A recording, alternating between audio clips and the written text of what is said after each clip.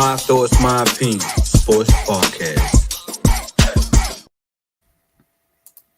Yo, what it is? Welcome back to another episode of MTMO Sports Podcast, Doug, and welcome to my 130th thought. You feel me, man? I am getting up there with these episodes. You feel me, man? Oh man, what a Friday it is, yo. Welcome back to another episode, as I included to, man, and this is going to be a dope episode as always, you feel me, because the NFL is back, and the first game of the NFL played last night, and it did not go as the way as I wanted to go, man, but it was still a good game, so I'm going to give my recap on that. I'm going to be most definitely giving y'all the upcoming week 1 schedule. I'm going to be giving y'all my top 2 games to watch out for in week 1. I'm going to be talking, and I'm also going to be giving my week 1 prediction, man. You feel me? So I can't wait to give that out. I'm also going to be talking a little WNBA talk, you feel me? Because it's been a little bit of buzz, been a little bit of rambling that I need to clear up, if for real. Especially when it comes to this MVP and Rookie of the Year awards, you feel me?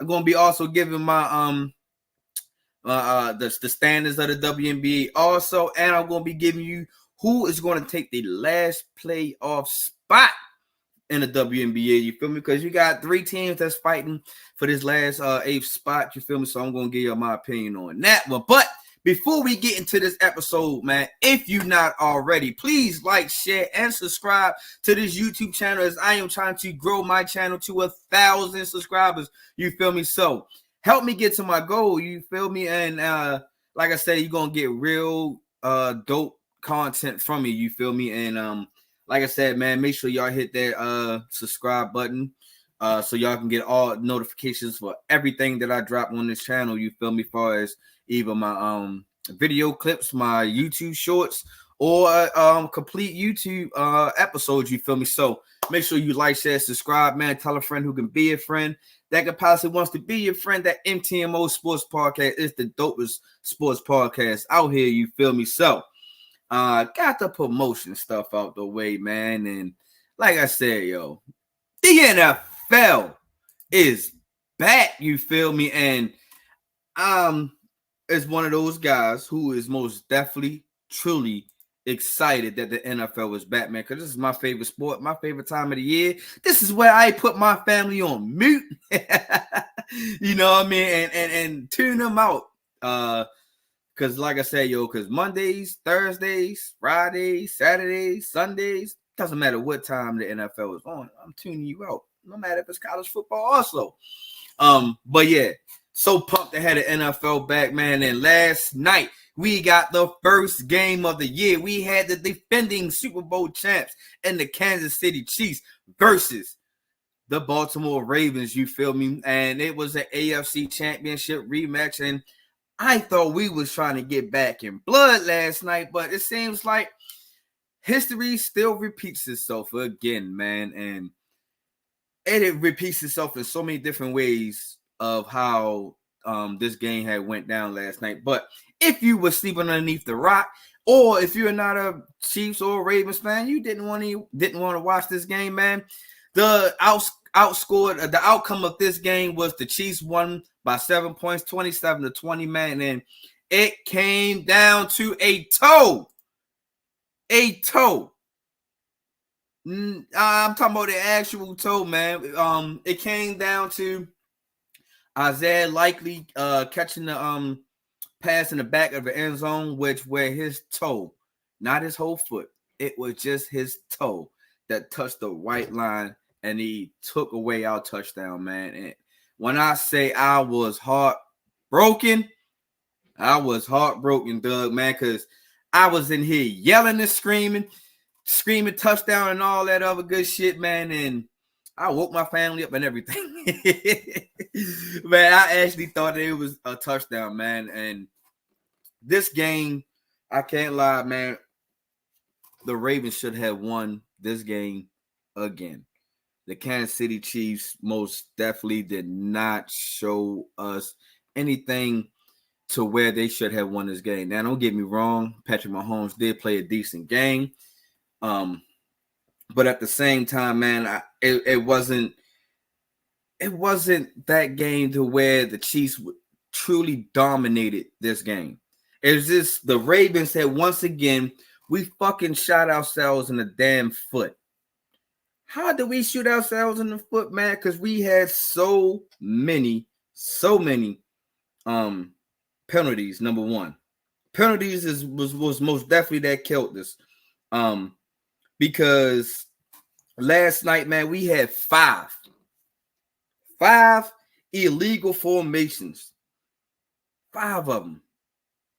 Now, in that game in total, I believe that it was called maybe about 6 times. 5 of them went against the Ravens, 1 against the Chiefs. And throughout all last year, do y'all know how many illegal formations penalties was called all last year?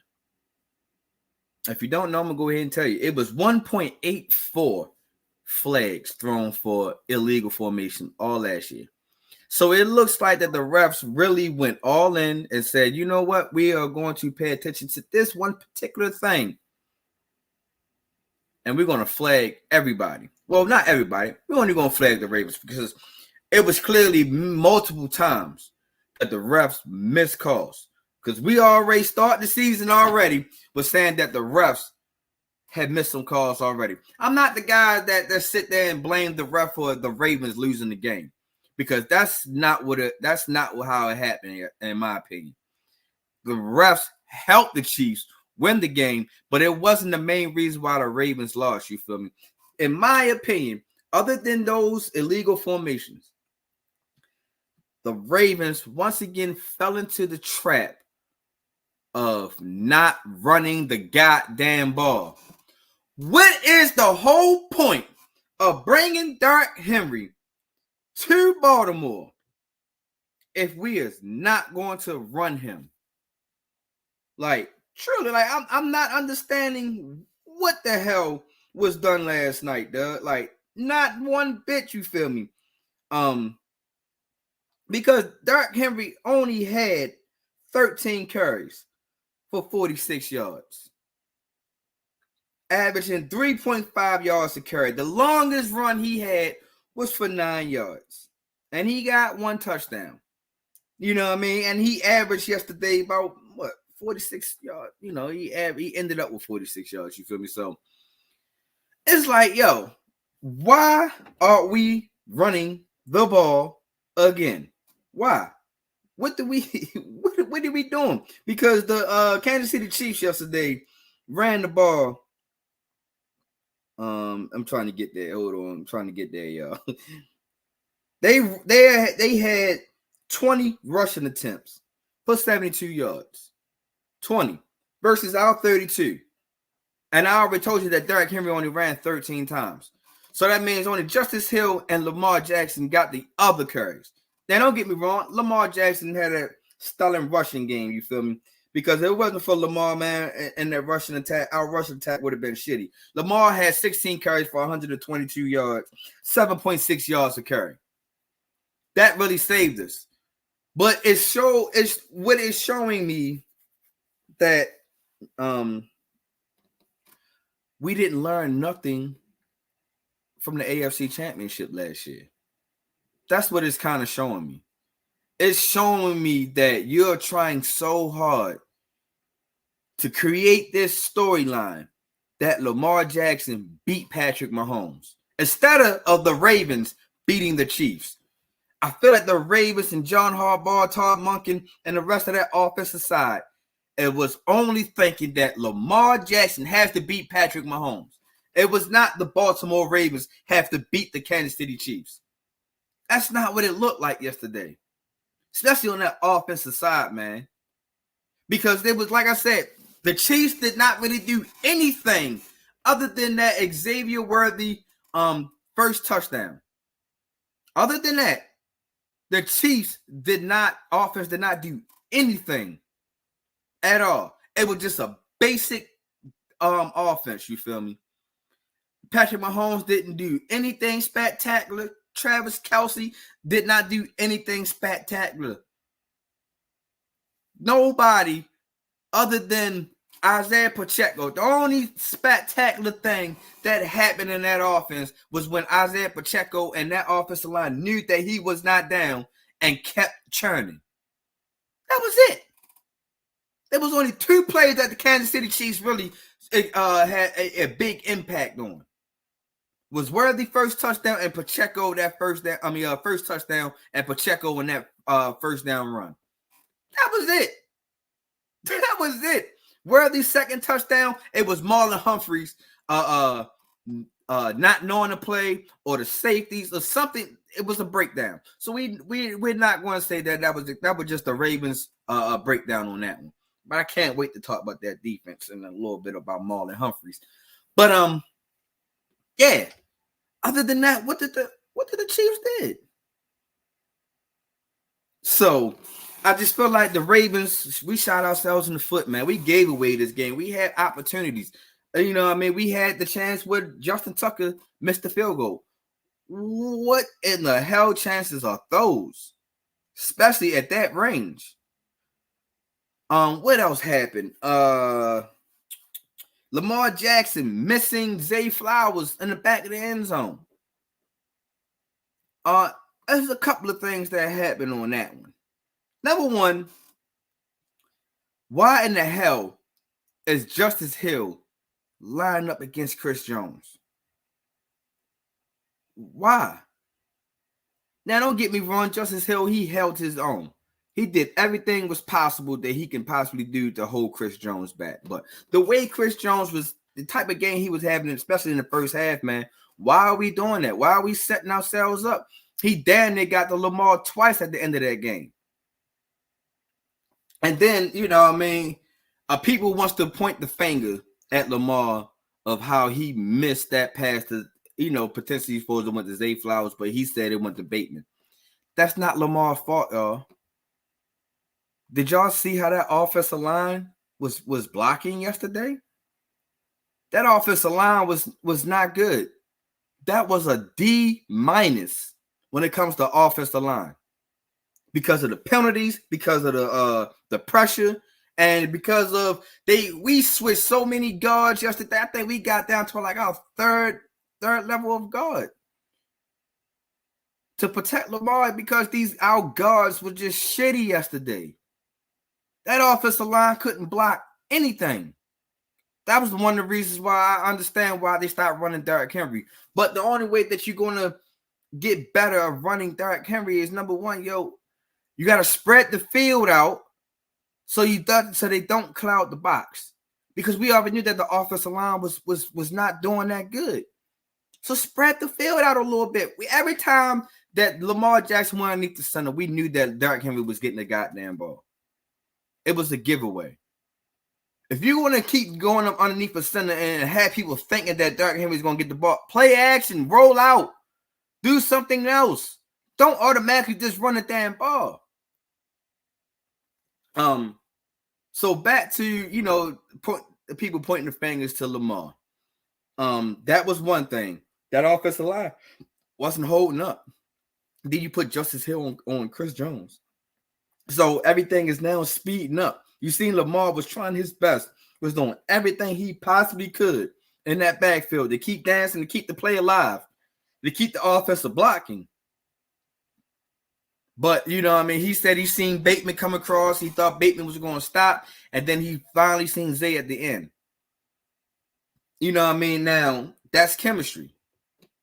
That's was not playing a little snap, a little bit. One drive, maybe 2 drives in the preseason, in that last preseason game.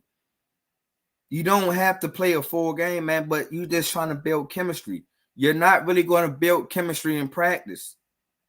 Not no game type chemistry. You know why Patrick Mahomes and Travis Kelce is so good, man? It's because they know after the play, after you run your route, it's no longer just stand there and be like, hey, look at me. No, fucker, move. Come back to the quarterback. And that's what the Ravens wide receivers have to really start doing.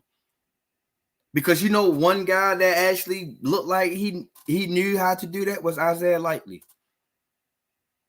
Like Isaiah Likely has really shown that he is that guy. He is him. It's not to discredit Mark Andrews, but man, did Mark Andrews disappear? I understand it's just the first game. I understand he's still trying to come back from this injury and everything from last year, but Mark Andrews was nowhere to be found last night. I think he only got targeted, 3 times? He caught 2 passes, but 1 pass, man. I guess he must have thought he had the first down, but my guy, yo, stop sliding on the damn ground, yo. See, that's another opportunity that we missed that Mark Andrews could have got a first down.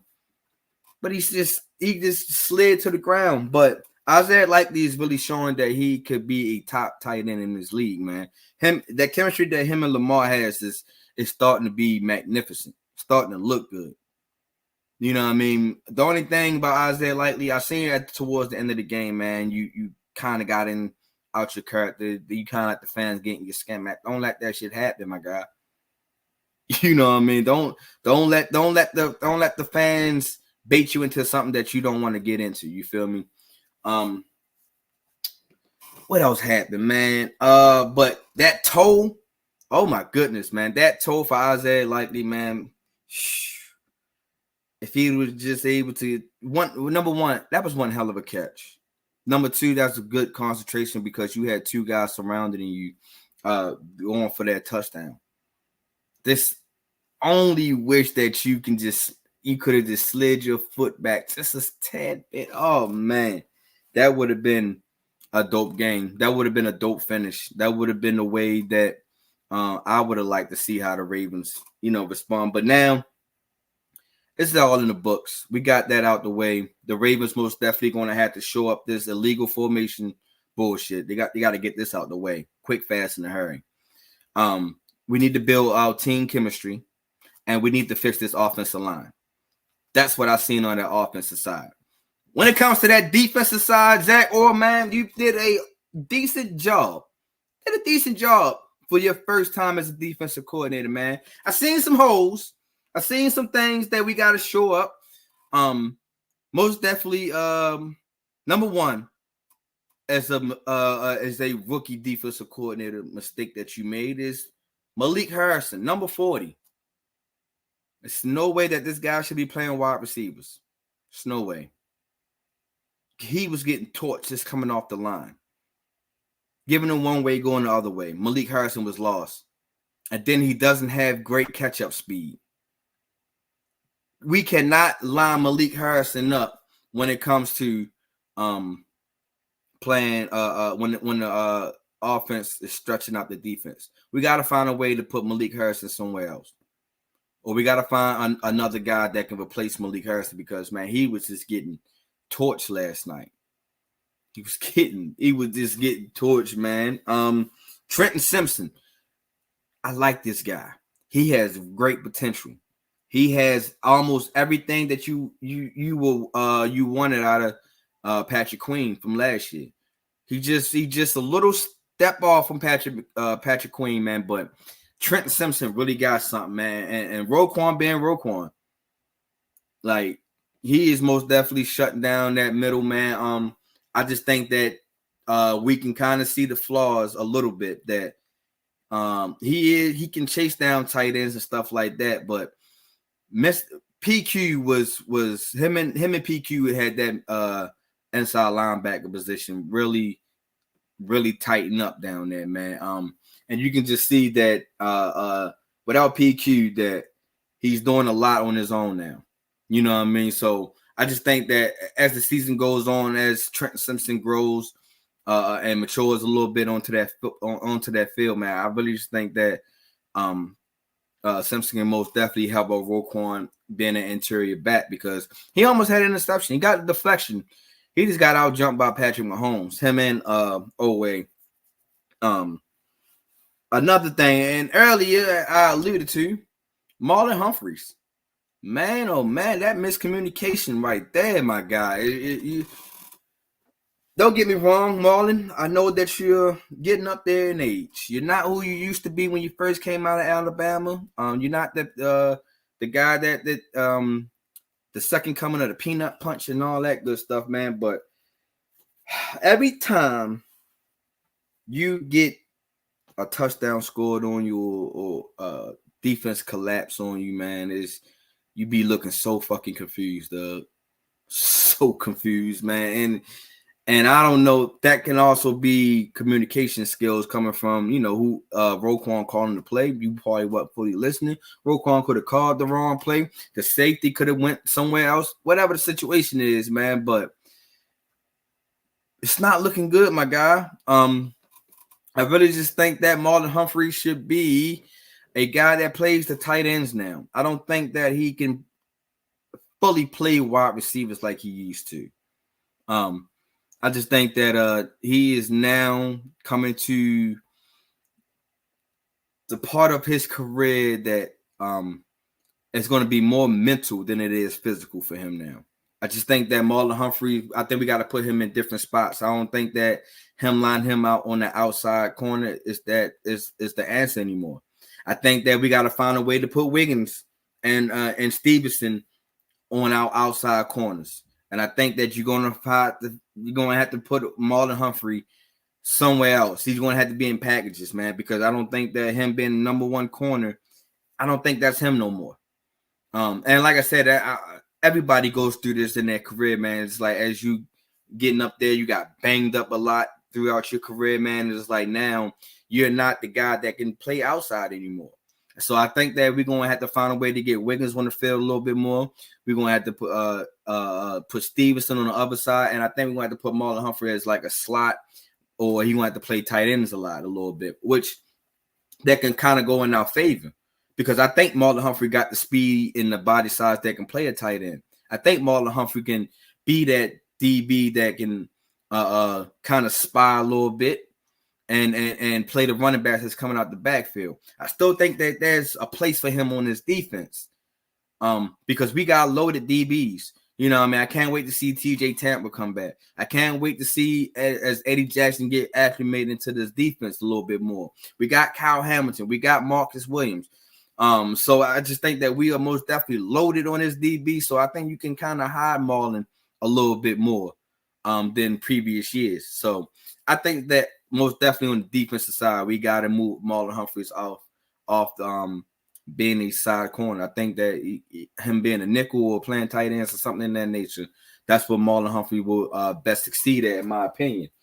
But Zach, overall, I think Zach Orr did a decent job. He was able to contain the Chiefs' offense a little bit more in that second half. Like I said, the Chiefs didn't explode or show anything else. You feel me? So I just really just think that we got some things to tighten up, to look up to, man, when it comes to this whole season as a team.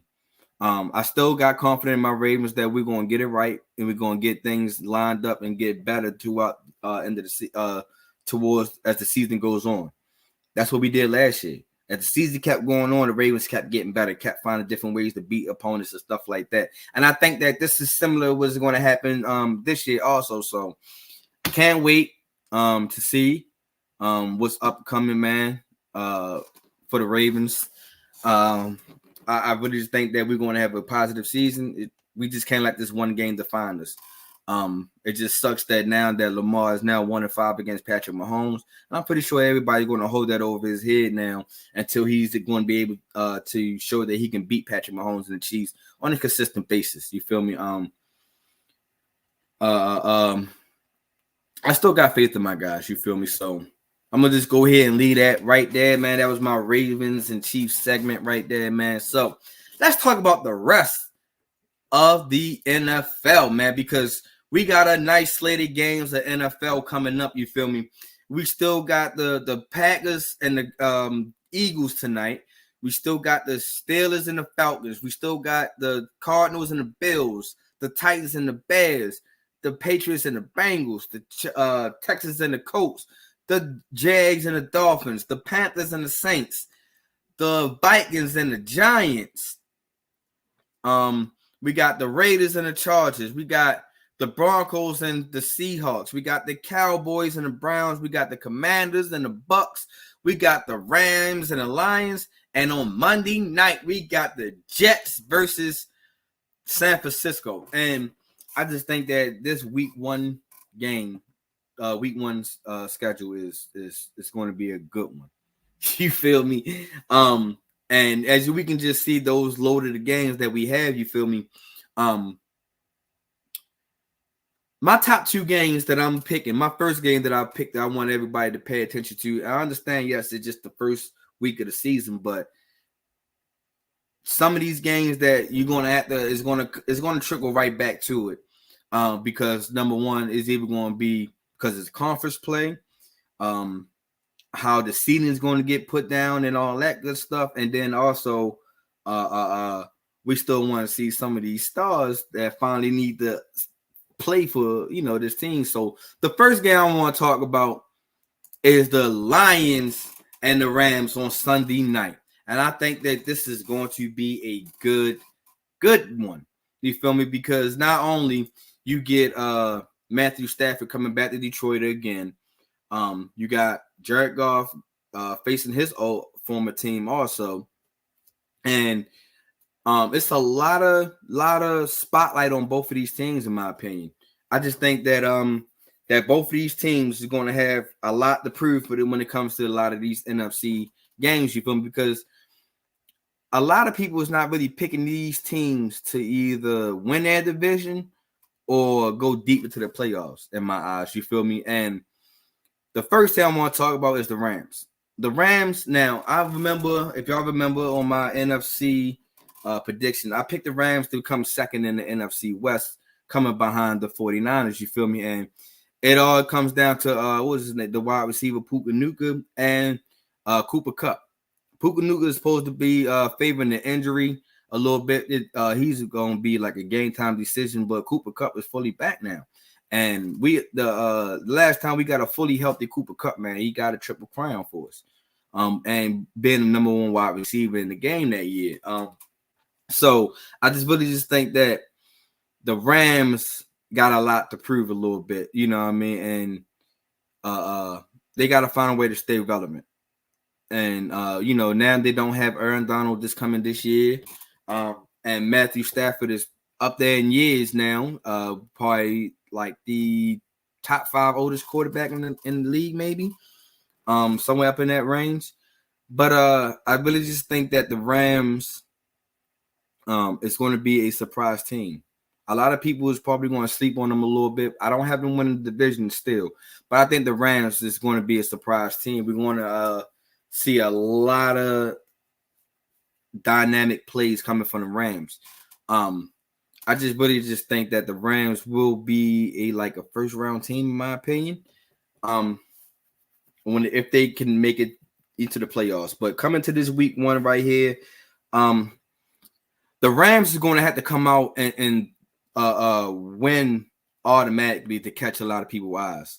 Because like I said, nobody's really picking the Rams to go deep into the playoffs this year. And if the Rams can really come out here and throw out some big numbers, man, you can have people kind of scratching their heads a little bit. But now, when it comes to the Detroit Lions, we expected the Detroit Lions to really go deep this year. We expected the Detroit Lions to go to that next level of the playoffs. You feel me? And I think that this team has what it takes to really scare a lot of teams in the NFC. You feel me? I really just think that it's a possibility that I think I had the Lions win that division. That it's going to be a good season for the Detroit Lions. I remember last year the Detroit Lions was like their surprise team. Everybody was happy. But now I just think that what they did last year, they's most definitely going to be on lookout and on watch and seeing how they're going to become this year, because they got a great start. They got a great team. You know, I mean, Jared Goff is not a bad quarterback, but you got to remember Jared Goff was in the MVP conversation last year. And then you got Amon-Ra St. Brown, you got Jahmyr Gibbs. So you just got like so many different pieces that the Lions can have. And what Dan Campbell has really installed in that culture down there, it really just seems like that the Lions is primed to win that division. Now, I understand that the Green Bay Packers and the Minnesota Vikings and Other teams really got other things to say, but I really think the Detroit Lions are the better team in this division. And I really just think that the Detroit Lions will win this game this upcoming Sunday. You feel me? So most definitely those two going to be the two teams. One of the games I want everybody to watch out for. Another game that I'm going to be having everybody be on the lookout for is the 49ers and the Jets. Number one, because it's Brock Purdy set to be into the elite conversation now. Because Brock Purdy got Brandon Ayuk back, you got Debo, you got CMC, he got everybody back that he needs to see is he going to be an elite quarterback? You feel me? And we want to see the growth of Brock Purdy. And I really just think that Brock Purdy is ready to take this next step of being talked about as entering that elite quarterback, especially if Brock Purdy can have another season of what he did last year and potentially can make the Super Bowl again, man. Brock Purdy should be in this conversation. And Brock Purdy is already showing that he's a good quarterback and a great quarterback. Let me put that now. I think he's a great quarterback. A lot of people want to put him as the system quarterback, but you need a system for your quarterback. And Brock Purdy is running his system very, very well. So I just think that Brock Purdy is doing everything that he's being asked of. And I think that Brock Purdy is going to wind up getting paid also, especially if he can have another good stellar year. And the 49ers, 49ers is coming in a little bit banged up. If I'm not mistaken, I think 49ers is having the highest injury rate right now coming into week 1. Now, none of their top guys is going to be out. But, you don't really have depth in the back, to just in case one of your guys do go out, now you got to really sit here and start pulling out your third string maybe. So the 49ers, man, is most definitely going to be a dominant team in the NFC because I'm pretty sure everybody damn near is picking them to go deep into the playoffs. You feel me? And I'm pretty sure everybody is probably kind of picking the 49ers to win this game. You feel me? But now let's go to the Jets. The New York Jets. Now, I got a problem with the New York Jets just a little bit because, number one, how the fuck did they get a goddamn primetime game? What did the Jets do anything last year to make you think that they deserve another primetime game and an opener at that? Number two, how the hell did he know that Aaron Rodgers was even going to be back to even make them have them a primetime game? But Aaron Rodgers is back, and I'm pretty sure the whole New York Jets fan base is holding their breath until after that game. Because we already know what happened last year. Aaron Rodgers on the first drive went down on the first drive. And it was out for the rest of the season. And then the Jets season just went shitty. You know what I mean? And I just really just think that the Jets will be a decent team. I think the Jets will have a winning season because now they got a better quarterback play. The only thing my question is for the New York Jets is, can this offensive line hold up? Because that was their problem with last year, the offensive line. And that was why Aaron Rodgers got hurt last year, because the offensive line fucking couldn't hold their block for 2 seconds. 2 seconds. You know what I mean? Normally the quarterback gets about 3 or 4 seconds, but he got hurt within the 2 seconds. So I'm pretty sure that now we are looking to see how Aaron Rodgers is going to be. What this team is going to look like with a fully healthy Aaron Rodgers. And honestly, I think that this team has all the good pieces. They got a good wide receiver and Garrett Wilson. They got a good running back in Breece Hall. Their defense is not too bad because their head coach is a defensive-minded guy. And that's what kind of helped the Jets survive a little bit last year, was on their defense. So, I think that this is going to be a somewhat defensive battle a little bit until these offenses start clicking just a little bit. But I wouldn't be surprised if this game wind up being like almost a high-scoring game. I'm talking about with both of these total points combined. I wouldn't be surprised if they up in the 50-point range. You feel me? Because like I said, week 1. Nobody defense has really been established yet. And, You know what I mean? Right now, the spotlight is good. It's pretty much on that offense. Nobody really worrying about neither defensive side right now. The spotlight is on Brock Purdy and Aaron Rodgers. So I can't wait to see how this game is going to be turn out. I'm most definitely going to be tuned in as much as I possibly can. But I also think that these are the two games that I think people should really pay attention to in week one. The Sunday night game, the Lions versus the Rams, and the 49ers versus the Jets. So those are my two games that I want everybody to pay attention to. So with week one is up and it has already started, man. Here is my week one predictions of these games. You feel me? And my games, I already starting off on a bad foot with the Ravens because I picked the Ravens to win, but it was the Ravens to win, the Eagles to win tonight. I'm picking the Bills, the Bengals, the Vikings, the Bears, the Saints, the Falcons, the Dolphins, the Texans, the Chargers, the Broncos, the Cowboys. I'm going to choose the Commanders. I'm taking the Lions in that Sunday night game, and I'm going to take the 49ers to beat the Jets on the opening night on Monday night. You feel me? So, week one is most definitely going to be a good one for the books. You feel me? So once again, here's my week one games that I am taking. It's going to be the Ravens, the Eagles, the Bills, the Bengals, the Vikings, the Bears, the Saints, the Falcons, the Dolphins, the Texans, the Chargers, the Broncos, the Cowboys, the Commanders, the Lions, and the 49ers. Those are my week one picks of NFL week one games. You feel me? Yeah, that's all my NFL news that I got, man. Stay tuned for week one action, man. It goes right back down tonight. The Eagles versus the Packers will be playing in Brazil at 8 o'clock tonight, man. Should be a real dope game, good game. Atmosphere should be live and all that, so make sure y'all tuned in for that, man. All right, now that I got the NFL talk out the way a little bit, man, let's go ahead and switch it over to the WNBA. Now, as we know, the WNBA season is starting to twinkle down a little bit. A couple weeks ago, they came back from the Olympic break, man, and the WNBA had just been balling.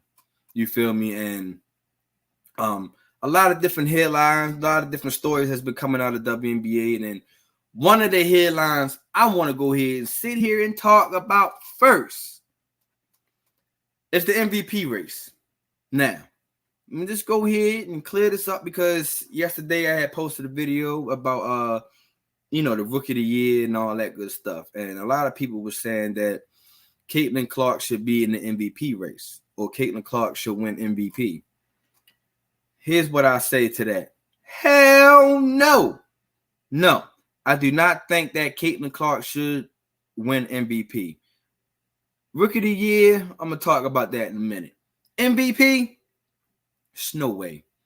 It's no way that you telling me that Caitlin Clark has been playing better than Asia Wilson. You has to be shitting me. Even on Asia Wilson losing nights, she still put up big numbers.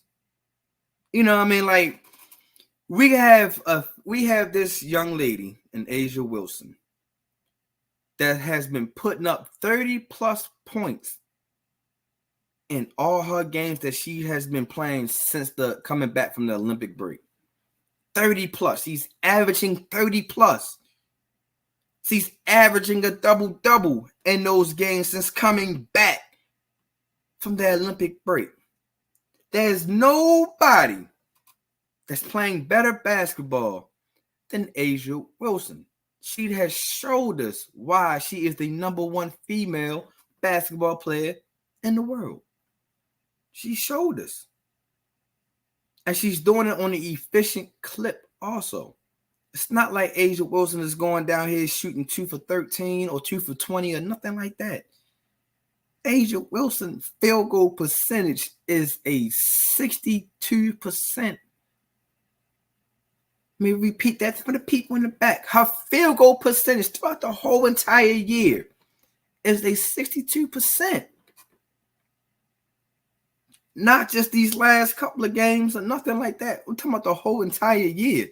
And y'all got the nerve to say that Caitlin Clark deserves to be MVP over A'ja Wilson?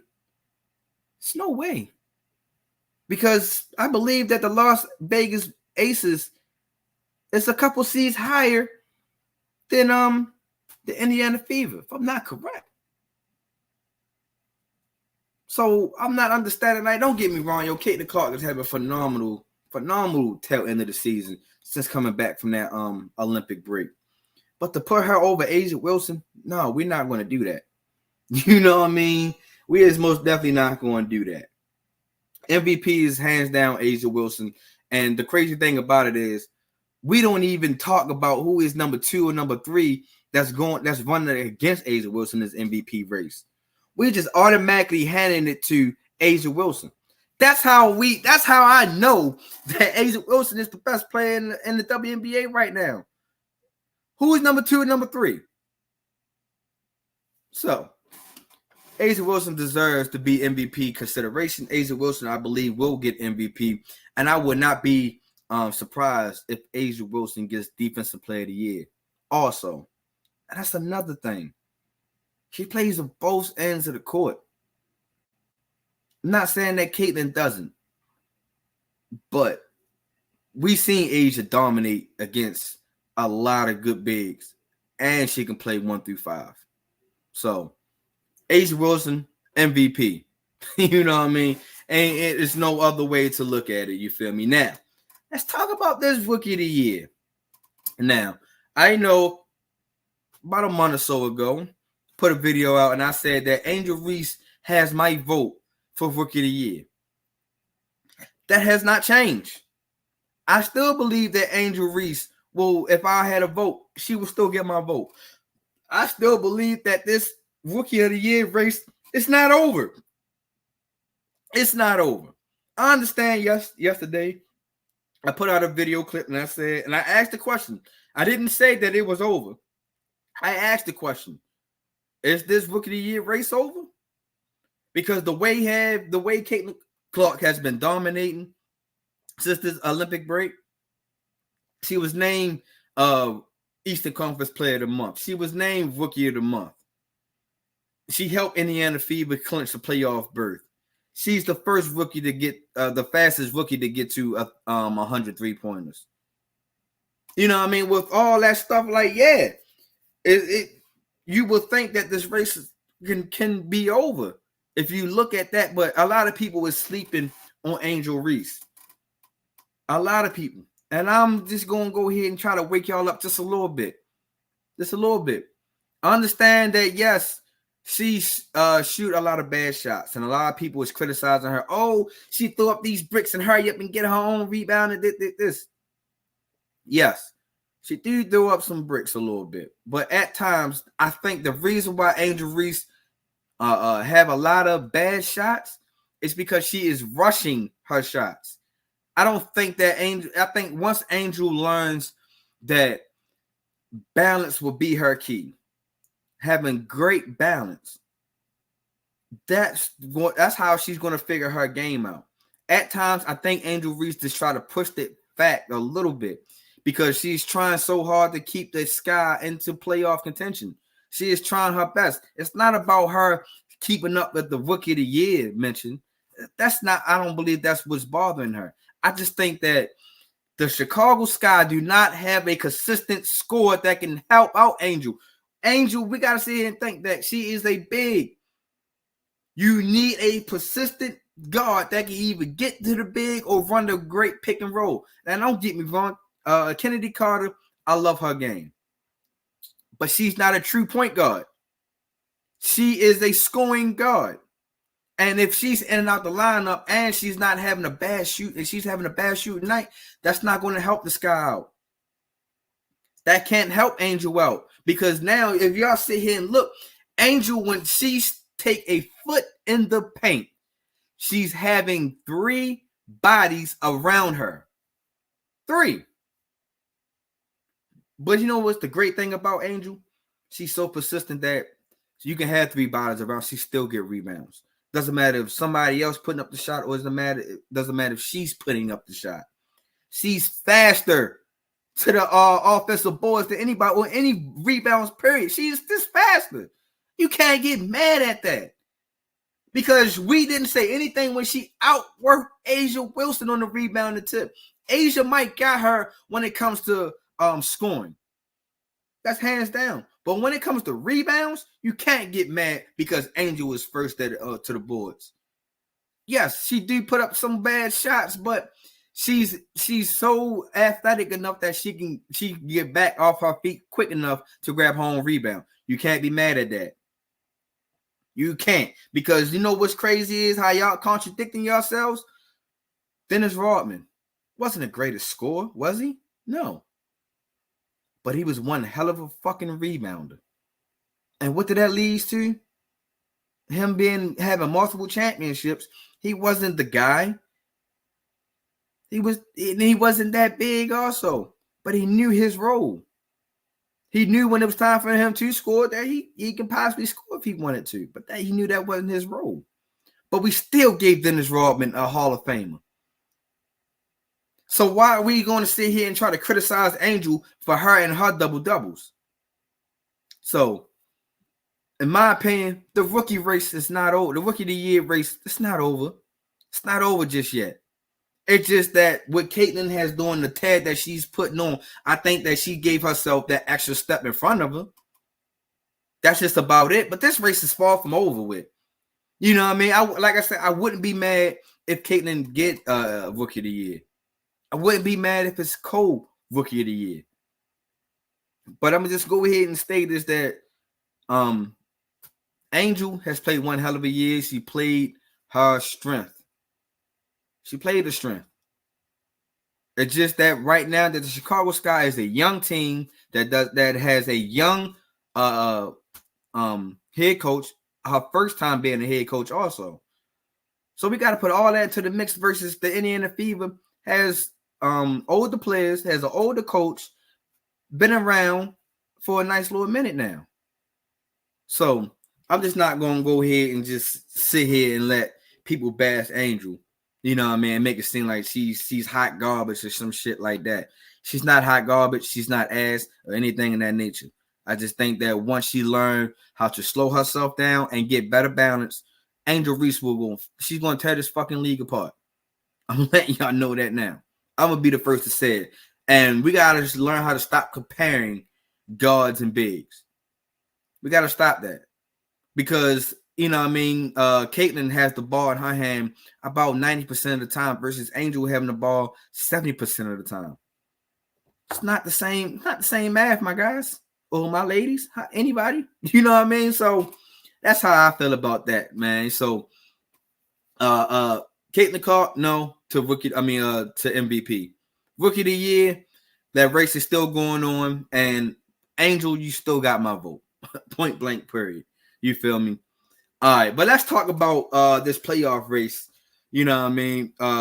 As we can see right here, the New York Liberty is coming in number 1 at 28-6, followed by the Connecticut Suns at 24-9. The Minnesota Lynx is also 24-9, coming in 3rd, and the Las Vegas Aces is 21-12, coming in taking up their 4th spot.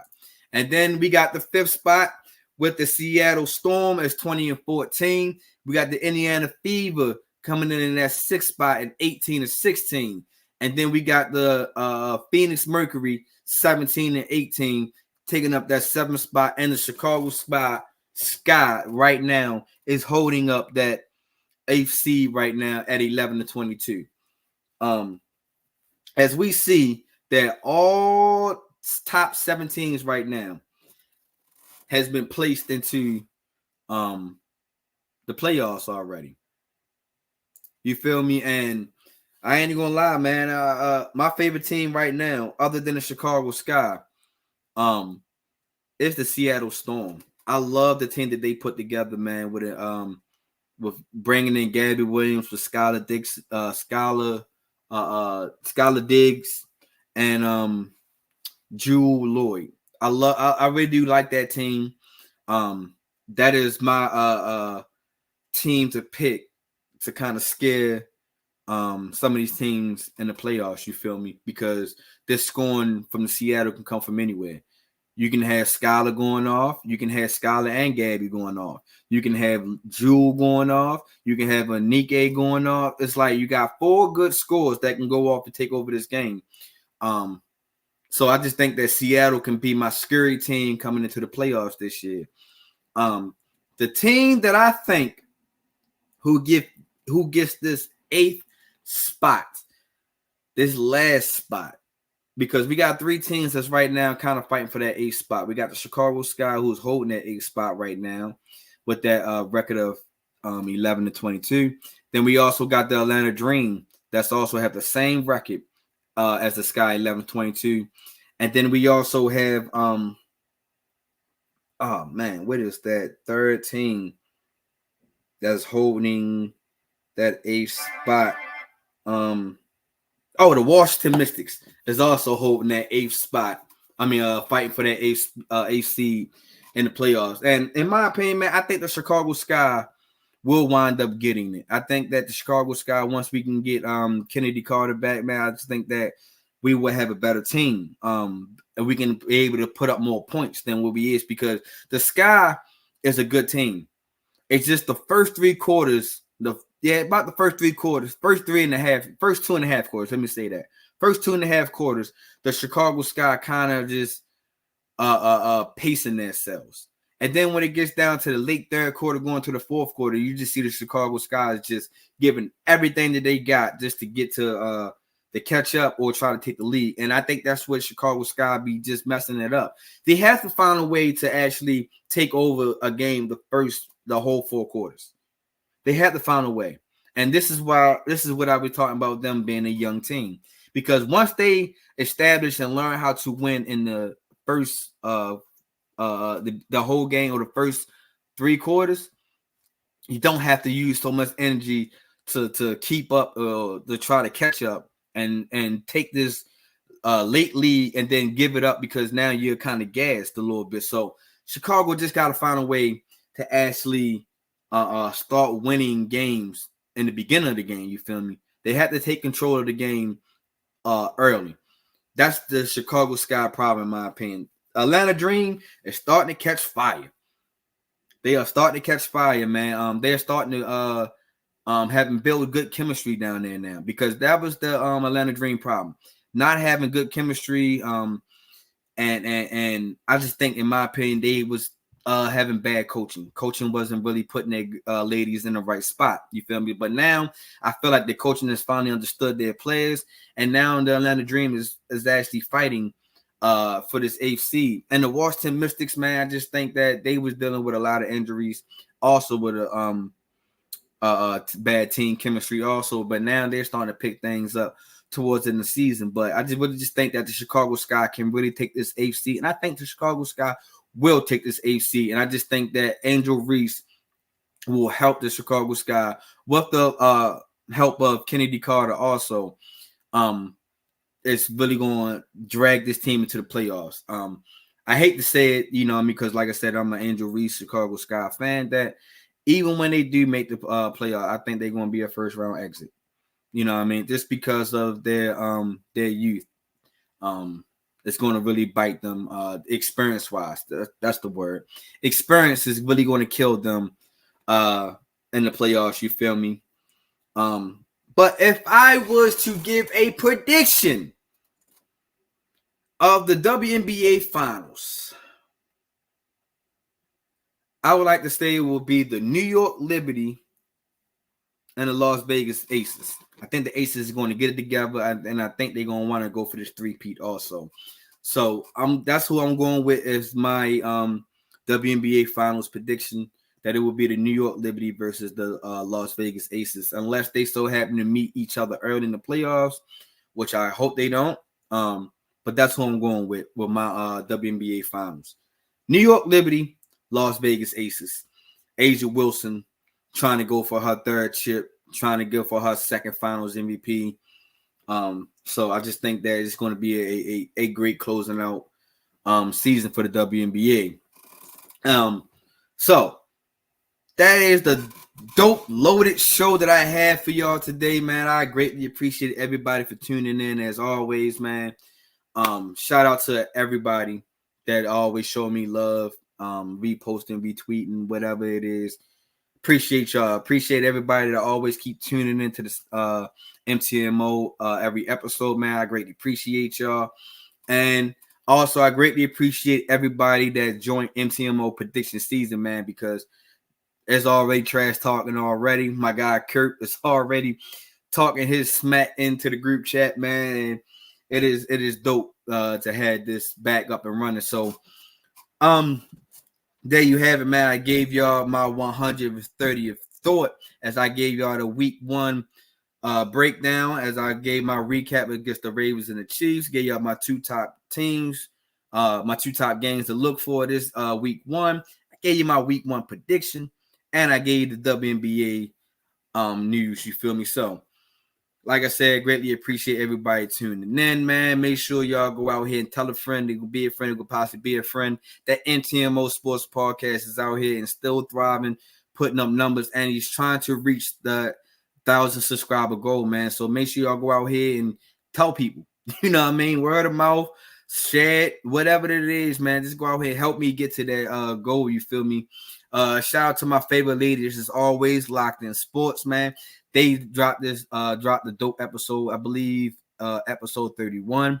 Make sure y'all go out there and check my favorite ladies out. Shout out to my guy Rado Sensitive Podcast, as he out here doing his stand-up comedian stuff, man. Great, dope dude, man. Check him out. Shout out to my guy GC3, as he's putting on these great tournaments up in Arizona, man. Make sure y'all go check him out, man, and figure out if y'all team can travel. See how y'all can get into his league, man, because he's having a dope league. You feel me? Shout out to everybody that support me. You know what I mean? My guy Mike B, as always. My guy Chris. My man Kurt Tracy, a.k.a. Funk. Charlize from Locked In Sports. My guy Kenny. And everybody. You feel me? And also my brother Bishop, man. Greatly appreciate everybody, man.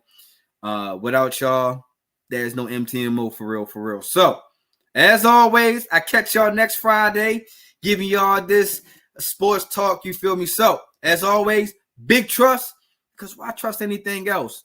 Still Ravens Nation, still Flock Nation as always.